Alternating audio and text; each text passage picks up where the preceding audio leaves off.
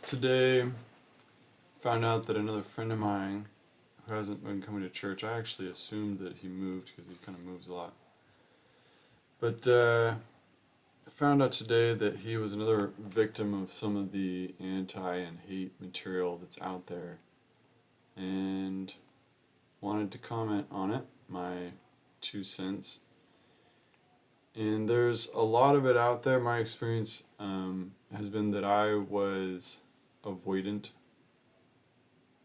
for a long time, scared to engage, scared to interact, just wasn't prepared, and so therefore thought it was going to be too much for me or whatever. And more recently, got some courage over the past couple of years. I've read and studied quite a bit of it. A friend of mine reached out in kind of the typical way and said, I've got some questions, I think you should read this. And so I'm not unfamiliar with the material. The anti-truth, anti-Mormon, anti-religious, anti-biblical, anti-Joseph Smith, anti-Book of Mormon, whatever. So here's my 2 cents. First of all, the people who are consuming and disseminating that stuff are generally genuine people. They really think they're trying to do something good. Not surprising. I mean, most people, that's kind of how it works. People do things that they authentically believe in, for the most part, and that's no exception. And my experience is that there's two types of that kind of material, and that the foundations of it are all basically the same.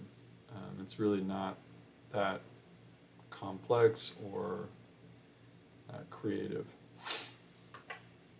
And the two types are overt and covert. So there's the people that'll come up to you and just say, "You're dumb, I can't believe you believe in that, wow, you must really be gullible," or, "What does it feel like to believe in a liar?" Or, "You're too smart for that." Or, "Man, you'll just believe anything. If I give you a book, I'm sure you'll read it and try to make a religion out of that too." And that stuff, that when people approach you like that, it's hurtful, but it's usually not too hard to overcome, because those voices are usually the exception. What is really hard about those voices is if they're not the exception. Is if you go, for example, if you're going to public school, like you're in high school, and you're the only member of the church, and you're surrounded by people that are constantly badgering you about your beliefs, like that's really hard. But as an adult, most of the time you can maintain a circle that is kind and open to your belief system. So it's not that hard to navigate that. The one that I feel bad about for members who get caught in this issue is the covert ones, the covert operators. And typically how it works is they come in and they say, I've been thinking about things a lot, and I've got some questions, and I've been really trying to sort through it, and it's been hard. I mean, maybe you can help me with it. Like, here's some questions that I have. And that part of it, in my experience, is not the genuine part. Sometimes it is, but most of the time that part of it is not genuine. They don't have questions. They've already been convinced. They're trying to covertly introduce the questions to you to get you thinking differently about your faith. The part that is genuine about it is that they genuinely believe that if they can convince you of the same, then they will be doing a good thing. And they all kind of have the same script, which is it kind of builds and builds and builds, and the pinnacle of the script is, I wish what I'm telling you wasn't true. I wish these weren't the facts, but they are, and I don't know what to do with it. And that's kind of where it's really disheartening because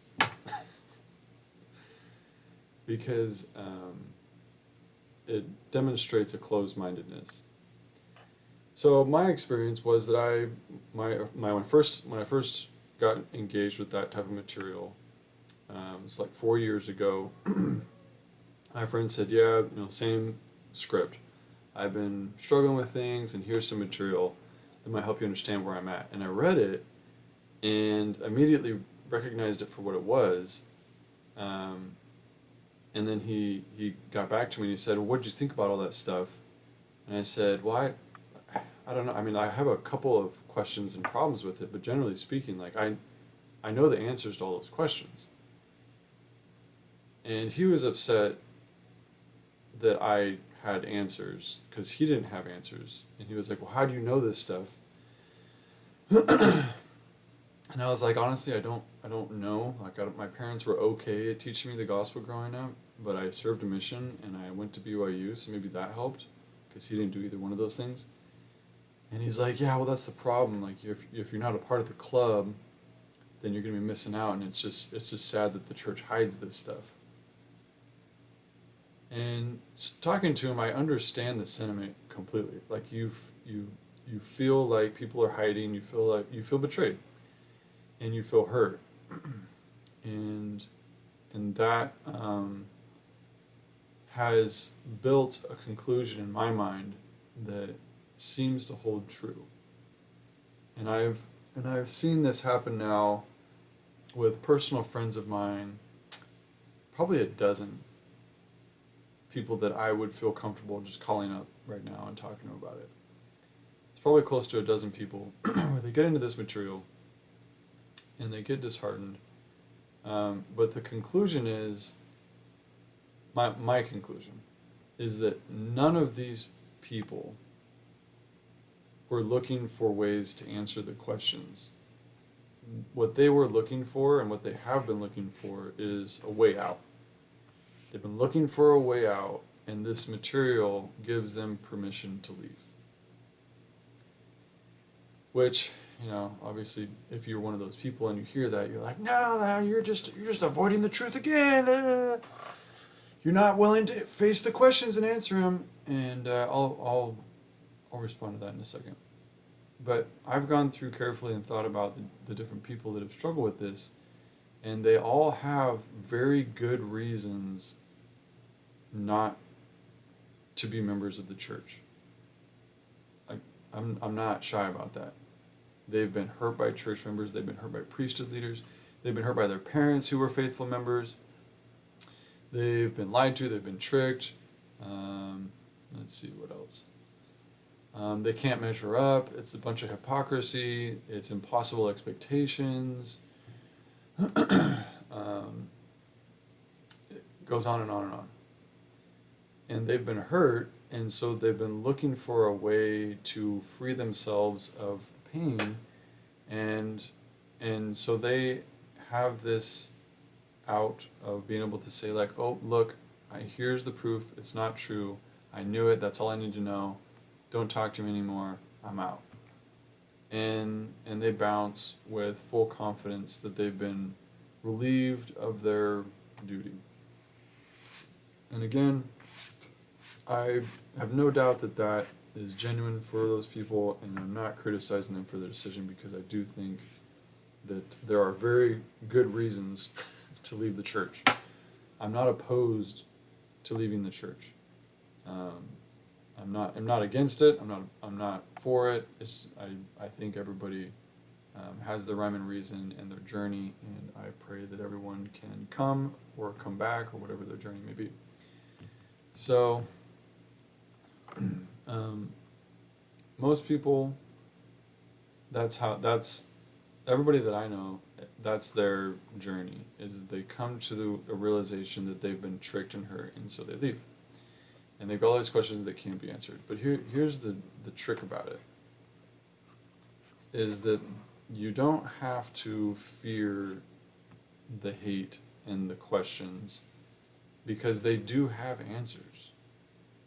Thankfully, we live in an age where information is becoming more readily available, and the answers are becoming more readily available, to the point where soon it's going to be embarrassing to have been one of these people that got tricked into this stuff. But there are answers out there, and I don't care to share any of them with anybody. Like if someone wants to like sit down with me and have a genuine conversation, that's fine. But I'm not going to be a internet preacher who's trying to convince somebody and answer the questions and then get all the details right. There's plenty of people out there that'll do that.